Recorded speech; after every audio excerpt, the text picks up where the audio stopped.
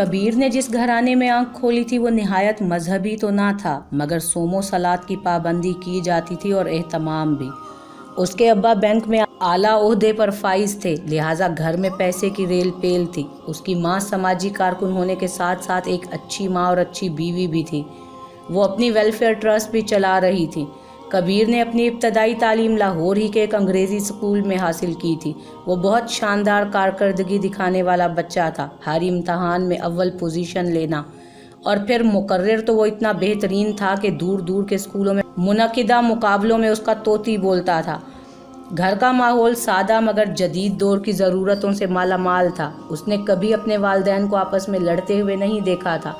एक अदब और लिहाज के दायरे में रहकर बड़े से बड़े मसाइल हल कर लिए जाते थे, बगैर किसी बहस और मुबासे के।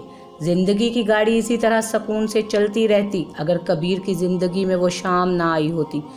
उस दिन उसके स्कूल में 10वीं जमात के बच्चों की अलविदाई पार्टी थी। वो बहुत ज़्यादा खुश था। दोपहर के वक्त जब घर आया तो खिलाफे मामूल उसकी माँ घर पर ही थी। अम्मी, आज बहुत मज़ा आया, हमने सबको बहुत तंग किया, और आपको पता है मुझे एक टाइटल भी मिला है आज। वो इतना फ़नी है कि आपको भी हंसी आ जाएगी। उसने माँ को घर में देखते ही उनके गले में प्यार से बाहें डाल दी और लाड से अपनी पार्टी की रुदात सुनाने लगा। अम्मी, आज तो मेरी ड्रेसिंग भी सबसे ज़्यादा अच्छी थी और सब ने बहुत तारीफ़ की, और इसका क्रेडिट सिर्फ़ और सिर्फ आपको जाता है। आप तो परफेक्ट डिज़ाइनर हैं। आज सभी जल रहे थे मेरा कुर्ता देखकर। मिसेस शाह सिर्फ फीकी सी मुस्कुराईं और फिर अपनी गोद में रखी डायरी पर झुक गईं। ये आज पहली बार हुआ था कि वो अपने बेटे की खुशी को यूं इग्नोर कर रही थी। कबीर अंदर तक घायल हो गया। अम्मी, आप शायद बिजी हैं, चले मैं बाद में आपको टाइटल बता दूंगा। मिसेस शाह का कलेजा कट गया था। कबीर ये बोलकर वहाँ रुका नहीं, बल्कि सीढ़ियाँ चढ़कर अपने कमरे में चला गया। उसके एहतजाज का यही तरीका था। जब वो कभी किसी से किसी बात पर खफा होता तो यूं ही खामोशी से अपने कमरे में बंद हो जाता। कबीर को ऊपर आए आधा घंटा गुजर चुका था। उसकी माँ उसके पीछे नहीं आई थी। वो और भी खफा होने लगा। अम्मी को आजकल मेरी कोई फिक्र नहीं, बस अपनी एनजीओ के कामों में ही बिजी रहती हैं। अब मैं भी उनसे बात नहीं करूंगा जब तक वो खुद मुझसे बात नहीं करेंगी। वो किसी छोटे बच्चे की तरह मुंह फुलाए अपने राइटिंग टेबल पर बैठा था जब उसने नीचे लाउंज में कुछ गैर मामूली आवाज़ें सुनी। उन आवाज़ों में उसकी माँ के साथ साथ बाप की आवाज़ भी नुमायां थी। वो कमरे से बाहर आया और ऊपर गैलरी से नीचे लाउंज में झांका। सामने का मंजर देखकर उसे लगा था कि किसी फिल्म की शूटिंग चल रही है कि जिसमें मरकजी किरदार उसके अम्मी और अब्बा अदा कर रहे हैं। उसे समझ ही ना आई कि वो क्या करे। वो वहीं ग्रिल के साथ चिपक कर खड़ा हो गया। सामने का मंजर उसे दहशत ज़दा करने के लिए काफ़ी था। उसके अब्बू के हाथ पुश्त पर बंधे हुए थे और एक नकाब पोश बंदा हाथ में लंबी सी बंदूक लिए उनके सर पर खड़ा था। उसने अपने बाप को कभी इस तरह बेबस और मजबूर नहीं देखा था। वहीं सामने उसकी माँ के हाथ भी बंधे हुए थे और बंदूक ताने एक चौकस नकाब पोश वहाँ भी मौजूद था। थोड़ी ही देर के बाद वहाँ एक मोटी और कदरे छोटे कद की औरत दाखिली दरवाजे से दाखिल हुई अंदर। उसके साथ 2 ऊंचे लंबे मर्द थे जिनके हाथ में पिस्तौल थे, और उनकी मूछें देख देख कर कबीर का दिल दहल रहा था। उस औरत ने आते ही कबीर की माँ पर बरसना शुरू कर दिया। घूंसे, लाते, तमाचे। उसकी माँ की चीखें उसके कानों तक पहुंची। ये जो तुझे खिदमत खल का भूत चढ़ा है ना, वो मैं उतारती हूँ तेरे सर से। तू समझती क्या है खुद को? तेरी इतनी जुर्रत कैसे हुई कि तू मेरा धंधा रोक सके? मेरा गुलशन आरा का धंधा। बोल, कहाँ छुपाया है उन लड़कियों को? मिसेस शाह लाचारी की तस्वीर बनी बैठी थी। उनकी आंखों से आंसू निकल निकल कर उनकी कमीज में जज्ब होने लगे। बोल, कहाँ हैं वो लड़कियां? तू ऐसे नहीं बोलेगी। उस औरत ने उन 2 मर्दों को घर की तलाशी लेने का हुक्म दिया और वो दोनों तेजी से निचले पोर्शन के मुख्तलिफ कमरों में तलाशी लेने लगे। यहाँ कोई नहीं है, वो यहाँ नहीं है। कबीर ने अपनी माँ की कपकपाती आवाज़ सुनी। तो फिर कहाँ छुपा रखा है तूने उन्हें? बोल, नहीं तो तू और तेरा शोहर आज नहीं बचेंगे। आज वो छोटे कद और छोटे किरदार की औरत उसकी पाकबाज माँ से निहायत गलीज लहजे में बात कर रही थी। कबीर को बिल्कुल समझ नहीं आ रहा था कि हो क्या रहा है। ये लोग कौन है और उसके वालिदैन के साथ ऐसा सलूक क्यों कर रहे हैं, और कौन सी लड़कियां हैं जिनकी तलाश में लोग उनके घर में आए हैं। मिसेस शाह बोलने की कोशिश करने लगी। उनको मैंने महफूज जगह पहुंचा दिया है। तुम उन बच्चियों तक कभी नहीं पहुंच सकती। जब तक मैं जिंदा हूं, मैं किसी बच्ची की जिंदगी बर्बाद नहीं करने दूंगी तुम्हें, गुलशन आरा। तो फिर तुम मर जाओ। गुड्डी अपने काम में किसी की मुदाखलत पसंद नहीं करती। रही बात उन लड़कियों की, तो उन्हें तो मैं पाताल से भी निकाल लाऊंगी। उन्हें अब गुड्डी से कोई नहीं बचा सकता। फिर कबीर की आंखों ने देखा कि उसकी हर दिल अजीज माँ के चांद जैसे रोशन माथे पर बंदूक की गोली ने एक बदनुमा सुराख कर दिया था, जिससे उसकी माँ का पाकीज़ा खून फुवारे की सूरत ज़मीन को रंगीन करने लगा। उसकी चीख कहीं हलक में ही दब गई थी। उसके बाप ने मज़ाहमत करने की कोशिश की तो उन्हें भी गोलियों की बरसात में नहला दिया गया और फिर सब कह कहे लगाते हुए रुखसत हो गए, जैसे शिकारी मुर्गाबियों का शिकार करके वापस लौट जाते हैं। कबीर ने सहल सहल कर वो 18 सीढ़ियां अबूर की और माँ का सर अपनी गोद में ले लिया। उस बदनुमा सुराख पर कभी अपना हाथ रखता, कभी अपने गाल। वो किसी भी तरह अपनी माँ के खून को जमीन पर गिरने से रोक रहा था। पास ही बाप की मैयत पड़ी अपनी बेबसी का तमाशा देख रही थी। कबीर ने बाप का सर अपनी गोद में रखा, बाप के सीने पर प्यार किया। उसके दिल खराश बैन सुन सुनकर उसके माँ और बाप की मैयत शायद कांप ही उठी होगी।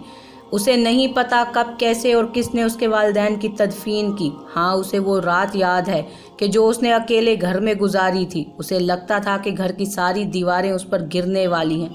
वो रात उसने अपनी माँ और बाप की तस्वीर को सीने से लगाकर गुजार दी थी। उसके अब्बू के एक दोस्त उसे अपने साथ अपने घर ले आए थे। उसका ध्यान बटाने के लिए उन्होंने जल्द ही उसे स्कूल भी दाखिल करवा दिया। शाकिर साहब बहुत ही बंदा परवर इंसान थे, नफीस और प्यार करने वाले। कबीर ने 4 साल उनके घर में गुजारे। शाकिर साहब के 2 बेटे और एक बेटी थी। दोनों बेटे कबीर से छोटे थे और बेटी कबीर की हम उम्र थी। जब उसने अपनी 14वीं जमात पास की और यूनिवर्सिटी में टॉप किया तो उसे लगा कि वो अब इस काबिल हो गया है कि अपने लिए कुछ कर लेगा। उसने अपने घर वापस जाने का फैसला किया। अपने घर में उसे अपनी माँ और बाप की यादें चलती नजर आईं। वो रातों को डर जाता, चीखें मारता, धाड़े मार मार कर रोता। कबल इसके कि वो ज़हनी मरीज बन जाता, शाकिर साहब फिर उसकी मदद को आए और उसे अपने साथ ले आए। उन्हीं दिनों उनके घर में उनकी बेटी की शादी की तकरीबात भी जारी थी। उसका ध्यान थोड़ा बट गया। फिर उसने अपने एक दोस्त के मशवरे से शहर की मशहूर यूनिवर्सिटी में दाखिला ले लिया। उबैद के साथ उसकी मुलाकात वहीं हुई थी और वो बेहतरीन दोस्त बन गए थे। अभी कबीर का MBA खत्म ही हुआ था कि शाकिर अंकल का इंतकाल हो गया। वो एक बार फिर बाप के साये से महरूम हो गया।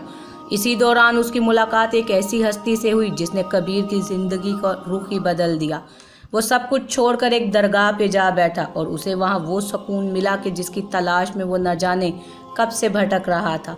फिर उसने एक गांव में एक छोटा सा घर ले लिया और खिदमत खल्क करने लगा। उसने खुद को वक्फ कर दिया लोगों की मदद करने के लिए और आज तारीख अपने आप को दोहरा रही थी। वही गुलशन आरा एक बार फिर उसकी आंखों के सामने खड़ी थी।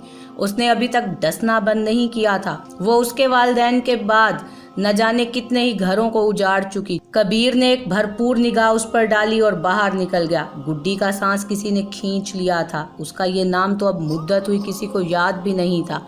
तो फिर ये कल का छोकरा उसका असली नाम कैसे जान सकता है? गुड्डी ने फौरन अपने खास कारिंदे को बुलाया और उसे ताकीद की कि इस छोकरे का पीछा करो। ये कहाँ जाता है, कौन है और किसका बंदा है। और हाँ, मुझे इस मामले में रत्ती बराबर भी कोताही नजर आई तो मैं तेरा खून निचोड़ लूँगी। गुड्डी की आंखों में खून उतरा हुआ था और कबीर की आंखों में इंतकाम। वो अपने माँ बाप की कब्र पर खड़ा उनकी रूहों से एक वादा कर रहा था। आंसू थे कि अपना हक समझकर बह रहे थे। उसकी जेब में पड़ा मोबाइल अचानक बजा।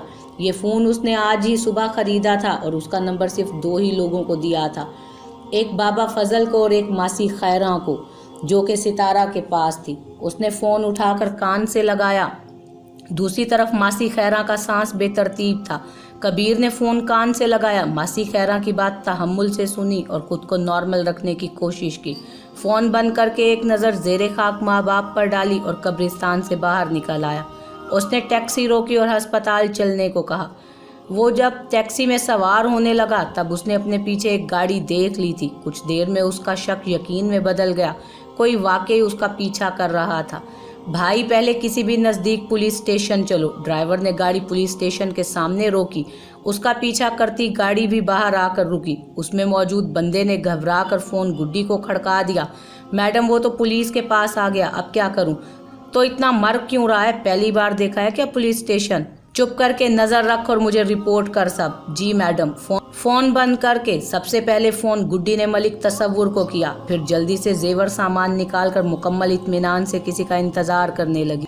कबीर ने सबसे पहले अपने वालिदैन के कत्ल की FIR दर्ज करवाई और साथ ही मुबैना तौर पर गुलशन आरा का नाम भी दर्ज करवाया। थोड़ी देर में पुलिस और लेडी पुलिस भी सब सवार होकर गुड्डी के घर की जानिब कबीर के साथ ही गाड़ी में रवाना हुए। कारिंदे ने गुड्डी को फ़ोन करके इतला दी, खुद रोपोश हो गया। ये हिदायत भी उसे गुलिस्तान ने दी थी। काबिल इसके कि पुलिस वहां पहुंचे, मलिक तसव्वुर गुड्डी को ले उड़ा। मलिक के डेरे पर गुड्डी को घबराया देखकर कहा, क्या बात है, मेरे होते हुए डरने की ज़रूरत नहीं है। आप अच्छी तरह जानते हैं गुड्डी किसी से नहीं डरती। ओए मैनू एते पता ये, वैसे मुझे एक बात परेशान कर रही है।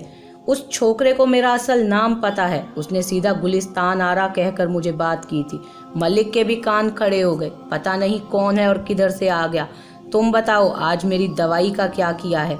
गुड्डी तेवरी चढ़ा कर बोली, आ जाएगी आज रात की फ्लाइट से। वैसे मलिक साहब आपको भी एक नवी कुड़ी चाहिए हर हफ्ते। मेरा कलेजा कट रहा है अपनी धी को इस धंधे में ला के। हालात ख़राब हैं, किसी पर भरोसा नहीं कर सकती। खुदा मगफिरत करे सितारा की, वो इस सब के खर्चे पूरे करती थी। शहजादी की तरह पाला मेरी सैम को। मलिक साहब बस उसे पता नहीं चलना चाहिए कि इस सब के पीछे मेरा हाथ है, नहीं तो नफरत करने लगेगी मुझसे। मलिक उसकी बात सुन कहाँ रहा था, वो तो कहीं और ही गुम था। गुड्डी ने मलिक का सिगार झपट कर मुंह में दबा लिया। धुआं उसके होंठों से निकलने लगा और आंसू भी धुएं के साथ ही उसने बहा दिए। पुलिस पहुंची, मुलाजमीन को पकड़ कर ले गई। कबीर भी अपने दुश्मनों को बुला रहा था। कबीर अस्पताल पहुंचा तो मासी खैरा उसे मिल गई। वो दोनों कमरे में दाखिल हुए। सितारा बिस्तर पर बैठी थी। कबीर ने देखा बहुत खूबसूरती से उसने दुपट्टा लपेटा हुआ था। उसमें उसका चेहरा चांद की तरह चमक रहा था। कबीर बैठकर जूते उतारने लगा। मासी ने कहा कि इसने मुझे तंग करके रखा है, कितने फेरे करवाए, थक गई मैं। सितारा ने सुनकर कंबल में मुंह कर लिया। कबीर ने मासी को बाहर आने को कहा और खुद भी आया और सब सितारा के बारे में बताया। मासी की आंखें फैल गईं। हाय रब्बा, इतनी सोनी बच्ची, ज़हनी मरीज। मासी हाथ मलते हुए बोली, और आइंदा इस गल का ख्याल करूंगी पुत्र, तू फिक्र न कर। फिर वो दोनों कमरे में वापस आ गए। मिस सितारा, कबीर ने सितारा को आवाज़ दी तो वो बोली नहीं। आपकी तबीयत कैसी है अब? मुझे आपसे कुछ और पूछना है, मुनासिब समझें तो जवाब दीजिएगा। देखें मिस, मुझे आपके घर वालों को इत्तला देनी है कि आप सही सलामत ज़िंदा हैं। क्या आप मुझे अपने घर वालों के बारे में बता सकती हैं? और गुलिस्तान आरा को कब से जानती हैं आप वहाँ कब से जॉब करती थी? वो यकटुक कबीर का मुंह देखने लगी। मुझे पता है आप अभी तक ठीक नहीं हैं, मगर आपके घर वाले परेशान हो रहे होंगे, उन्हें खबर करना भी ज़रूरी है। कुछ देर खामोशी के बाद सितारा की आंखों से मोटे मोटे मोती गिरने लगे। कबीर बौखला गया। मिस आप रोए नहीं, मैं जस्ट मदद करना चाहता हूँ आपकी। आप नहीं बताना चाहती तो मैं नहीं पूछता। कबीर ये कहकर वहाँ से निकल गया। 9 दिन के बाद उसने नहाकर नया सूट पहना। ये सूट कबीर ही लाया था। जामनी सूट में वो कोसे कज़ा का रंग ही लग रही थी। आज उसे अस्पताल से डिस्चार्ज होना था। थोड़ी देर में कबीर उसे उसी मासी खैरा के साथ लेने के लिए आ गया। सितारा ने डॉक्टरों की पेशेंट गोई गलत साबित कर दी। वो ज़हनी और जिस्मानी तौर पर सेहतमंद लग रही थी। कभी वक्ती डिप्रेशन हो जाता मगर जल्द काबू कर लेती। वो मासी के साथ शादी का इंतज़ार कर रही थी कि कब उसे देखें। वो बार बार दाखिली दरवाजे की जानिब देख रही थी। काफ़ी देर बाद एक आदमी आया और मासी खैरा से कुछ कहा तो मासी ने सितारा को चलने का कहा। बेटा कबीर पुत्र किसी काम से गया हुआ है, ये बंदा हमें पिंड छोड़ आएगा। कबीर ने कहा है तुम अगर अपने घर जाना चाहती हो तो जा सकती हो। सितारा की आंखों में पानी आ गया। नहीं मासी, मैं आपके साथ ही जाऊंगी, चलें। शाम के वक्त वो लोग गांव पहुंचे तो बाबा फजल ने उनका इस्तकबाल किया। मासी खैरा उसे कमरे में ले आई, आराम करने का कहकर चली गई। सितारा कमरे का जायजा लेने लगी। सादा सा कमरा, दीवार पर सादा सी फ्रेम में खाना काबा की तस्वीर, एक तरफ अलमारी जिसमें शायद कपड़े थे, दूसरी तरफ स्टैंड में मोटी मोटी किताबें जो दूर से ही देख कर पता चलता था कि इस्लामी किताब और तफसीर कुरान वगैरह। वो लेट गई। बीमारी और सफ़र की वजह से उसे फौरन ही नींद आ गई। कबीर ने सफ़ेद लिबास पहना हुआ था, गली में जा रहा था। एक जीप से 5-7 लोग निकले और उसे पीटना शुरू कर दिया। कबीर के खून से ज़मीन रंग गई और फिर किसी ने 7 गोलियां उसके कुशादा सीने में उतार दी। कबीर की हिचकी सीने में ही दब गई। मदद करने वाले हाथ ज़मीन पर पड़े हुए थे और उनका रंग पीला, आंखें बंद। सितारा को लगा उसका सांस रुक गया। وہ ہانپتی ہوئی اٹھ بیٹھی، بستر سے نکل کر بھاگ کر صحن میں آ گئی، نہ سر پر دوپٹہ نہ پیروں میں جوتے۔ وہ دروازہ کھول کر گلی میں کھڑی تھی، اس کا جسم پسینے سے بھیگا ہوا تھا۔ بابا فضل نے اسے ایسے بھاگ کر آتے دیکھا تو فوراً وہاں اس کے پاس پہنچ گئے۔ کی گلے پتر خیر تے ہے؟ اس نے بابا کو دیکھا، پھر گلی میں دیکھا، وہاں کوئی نہیں تھا، پھر خود کو دیکھا، نہ دوپٹہ نہ جوتے۔ شرمندہ ہو کر واپس اندر چلی گئی، چادر لے کر باہر لگے ٹیوب ویل سے وضو کیا۔ بابا قبلہ کس طرف ہے؟ پتر اس پاسے۔ بابا کے اشارے پر ستارہ نے جائے نماز بچھا لی۔ یا خدا شاہ کو سلامت رکھنا، میرے منحوس سائے سے محفوظ رکھنا۔ میں تو پیدا ہوتے ہی ماں باپ کو کھا گئی، اب میرے شر سے اس پاک باز انسان کو بچا لے۔ میں وعدہ کرتی ہوں ان کی زندگی سے دور چلی جاؤں گی، ایک بار اپنی آنکھوں سے اسے سلامت دیکھ لوں۔ بہتی آنکھوں سے ستارہ نے کبیر کو دیکھ لیا، ابھی ابھی وہ لوٹا تھا۔ وہ چپ چاپ اپنے کمرے میں آ گیا۔ اس نے 3 دن لگا کر ستارہ کے بارے میں معلومات اکٹھی کی تھی۔ وہ جان گیا تھا، کمرہ بند کر کے سو گیا۔ ستارہ کو رات نیند بہت مشکل سے آئی، ایسے خواب کے بعد وہ ڈر ہی گئی تھی۔ فجر کی اذان ہوئی، اس نے وضو کیا اور نماز میں دعا کی۔ اس کے مد مقابل ایک وجود اور بھی دعا مانگ رہا تھا، شاہ کا وجود۔ دعا وہی قبول ہوتی ہے جو پورے بھروسے سے مانگو۔ ستارہ کی دعا قبول ہو چکی تھی۔ صبح سورج کی پہلی کرن کے ساتھ وہ کمرے سے نکلی اور اسے باہر اپنے مسیحا کی آواز آئی۔ ستارہ کا دل خوشی سے شاد ہو گیا، وہ خدا کے حضور جھک گئی۔ اسے یقین تھا خدا نے اس کی دعا قبول کر لی، اور وہی ہوا۔ اسے اب تو خدا سے باتیں کرنے میں مزہ آنے لگا تھا۔ اسے لگا وہ جو کچھ بھی پوچھتی ہے رب اسے جواب دیتا ہے۔ اس نے وعدہ کیا تھا اور اب جانے کی پلاننگ مکمل کر لی۔ شاہ جی، وہ کبیر کے سامنے سر جھکائے کھڑی تھی۔ جی، مجھے جانا ہوگا۔ آپ نے اتنا کچھ کیا، مجھے پناہ بھی دی، میں بہت مشکور ہوں۔ اب مزید میں آپ پر بوجھ نہیں بن سکتی۔ کوئی غلطی ہو گئی ہو تو معافی چاہتی ہوں۔ کبیر ساکت رہ گیا، اس کے دل کی آواز کانوں میں آنے لگی۔ اسے سمجھ نہیں آ رہی تھی کہ اسے روکے یا جانے دے۔